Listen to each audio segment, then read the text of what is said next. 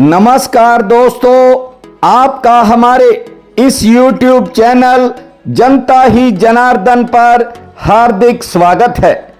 दोस्तों, दिल्ली के राजेंद्र नगर में स्थित एक कोचिंग सेंटर में 27 जुलाई को सेंटर की बेसमेंट में बनी लाइब्रेरी में पानी भरने से 3 छात्र छात्राओं की दर्दनाक मौत हो गई थी। इस मामले में कुटुंब ट्रस्ट की ओर से एक याचिका भी हाई कोर्ट में दायर की गई थी, जिस पर हाई कोर्ट ने संज्ञान लेते हुए एक्टिंग चीफ जस्टिस मनमोहन और जस्टिस तुषार राव ने दिल्ली सरकार और एमसीडी को कड़ी फटकार लगाई है। इस वीडियो में हम इस हादसे की सच्चाई को जानने का प्रयास करेंगे। वीडियो पसंद आए तो आप हमारे इस चैनल को सब्सक्राइब करें, वीडियो को अधिक से अधिक शेयर व लाइक भी करें। दोस्तों, बीते शनिवार की रात ओल्ड राजेंद्र नगर में प्रतियोगी परीक्षाओं की तैयारी करने आए 3 छात्रों की बेसमेंट में पानी घुसने से मौत हो गई थी, लेकिन सरकार, एमसीडी और पुलिस प्रशासन द्वारा कोई ठोस कार्रवाई न करने पर पहले तो छात्रों ने उग्र प्रदर्शन किया, लेकिन कोई ठोस कार्रवाई न होने पर कुटुंब ट्रस्ट की तरफ से हाई कोर्ट में एक याचिका दाखिल की गई थी। हादसे का कारण यह है कि कोचिंग सेंटर ने ड्रेनेज सिस्टम को ब्लॉक कर रखा था, जिस कारण बरसात का पानी अचानक बेसमेंट में घुस गया। जिस बिल्डिंग में यह कोचिंग सेंटर चल रहा था, उसकी पार्किंग की ऊंचाई आसपास की प्रॉपर्टी के मुकाबले काफी कम थी। इसी कारण पानी बिना रुके बेसमेंट में घुस गया और देखते ही देखते 2 छात्राओं व 1 छात्र की मौत का कारण बन गया। इस घटना के बाद भले ही राव आईएएस स्टडी सर्कल के मालिक अभिषेक गुप्ता और देशपाल सिंह पर गैर इरादतन हत्या और लापरवाही के आरोप में मुकदमा भी दर्ज कर लिया गया, दोनों को गिरफ्तार भी किया जा चुका है। पुलिस ने कुछ अन्य लोगों की भी गिरफ्तारी की है, लेकिन अब देखना यह है कि हाई कोर्ट की फटकार के बाद कोई सुधार होगा या फिर पहले की तरह अरबों रुपए के साम्राज्य खड़े करने वाले इन शिक्षा माफियाओं पर कोई नकेल कसी जाएगी। देखना यह भी है कि मां बाप के लाडले बच्चे जो सुंदर भविष्य का सपना संजोकर ऐसे कोचिंग सेंटरों में परीक्षा की तैयारी के लिए आते हैं, उनके लिए कुछ सुधार हो पाएगा या छात्रों का शोषण ऐसे ही चलता रहेगा।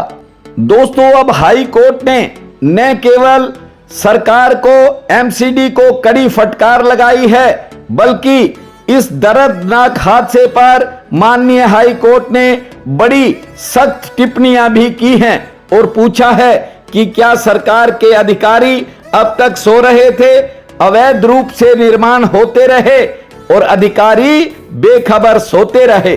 क्या पुलिस भी शर्मनाक मिली भगत करती रही और चुप बैठकर तमाशा देखती रही? अब तक किसी भी अधिकारी को पूरी तरह से दोषी क्यों नहीं बनाया गया?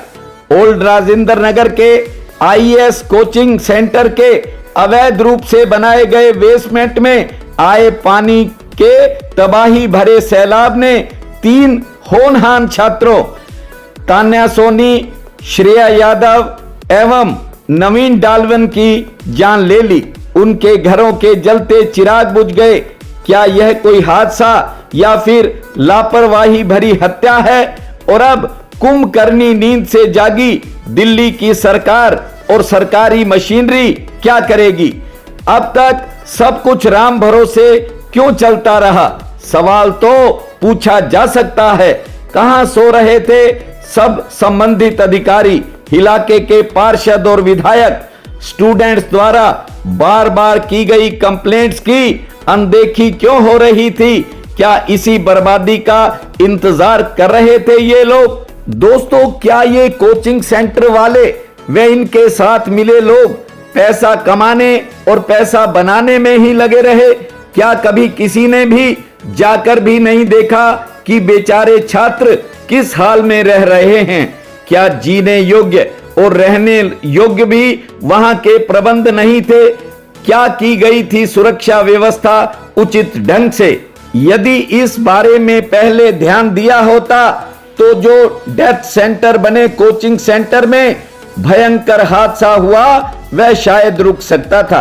यदि एनओसी देने वाले अधिकारी ने सही तरीके से जांच की होती तो इस बात की नौबत नहीं आती और कोचिंग के विद्यार्थी इस तरह से सड़कों पर पुलिस के डंडे नहीं खाते और पानी की बौछार नहीं सहते। क्या पुलिस और प्रशासन का काम केवल छात्रों को दबाना, पीटना, मारना और कुचलना है या फिर राजनीतिक हुक्म की पालना करना है? अब अवैध घोषित किए जा रहे निर्माण कार्य या बुलडोजर से गिराए जा रहे, सील किए जा रहे अनेकों कोचिंग सेंटर अब तक हर तरह से ठीक थे और नियमों के अनुसार ही बनाए थे। क्यों सब ऐसा जरूरी नियमों को ताक पर रखकर होता है और गैर कानूनी ढंग से सब काम जारी रहता है? मिली भगत और मोटी रकम दिए बिना वहां कोई काम संभव नहीं है। क्यों गुनाहगारों को छिपाया जा रहा है? दोस्तों, अब वो समय आ गया है जब उन पर कानूनी शिकंजा कसा ही जाना चाहिए। अभिभावक पूछ रहे हैं और सांसद भी जानना चाहते हैं। जनता जनार्दन भी पूछती है कि हादसे के जिम्मेवार लोगों पर कोई कड़ी कार्रवाई क्यों नहीं की जा रही है? संसद में सवाल है, सड़क पर बवाल है और लोगों में इसी कारण बड़ा उबाल है। सिस्टम के लच्चरपन, नकारेपन पर प्रश्न उठना एक स्वाभाविक बात है। क्यों सरकार के मुंह पर ताला है और हर ओर सवालों का ही बोलबाला है? क्या मात्र कोचिंग सेंटर के सीईओ और कोऑर्डिनेटर को गिरफ्तार कर तथा एमसीडी के 2 इंजीनियर सस्पेंड कर देने भर से इस नुकसान की भरपाई हो पाएगी? सारी दिल्ली शर्मसार है सरकारी मशीनरी के लच्चरपन को देखते हुए। अब भी मसले पर कोई संजीदगी नहीं दिखाई दे रही, इसीलिए हाई कोर्ट की शरण लेनी पड़ी। दोस्तों, ओछी राजनीति और बेशर्मी भरी सियासत एक दूसरे पर आरोप लगाने में लगे हैं। बीजेपी वाले आम आदमी पार्टी को घेर रहे हैं। आम आदमी पार्टी सारा ठीकरा केंद्र सरकार पर फोड़ रही है और कोई दिल्ली के उपराज्यपाल पर आरोप लगा रहा है। ब्लेम गेम में तो सब माहिर हैं। दुख और संकट के इस समय में भी घिनौनी राजनीति हो रही है। अब इस पर लगाम लगनी चाहिए। अब देखना होगा कि क्या हाई कोर्ट की डांट डपट और तीखी टिप्पणी और चुपते सवालों का ये सरकार एमसीडी क्या जवाब देती है। इस वीडियो में इतना ही। मिलते हैं एक नए वीडियो के साथ। तब तक के लिए आपका बहुत बहुत धन्यवाद।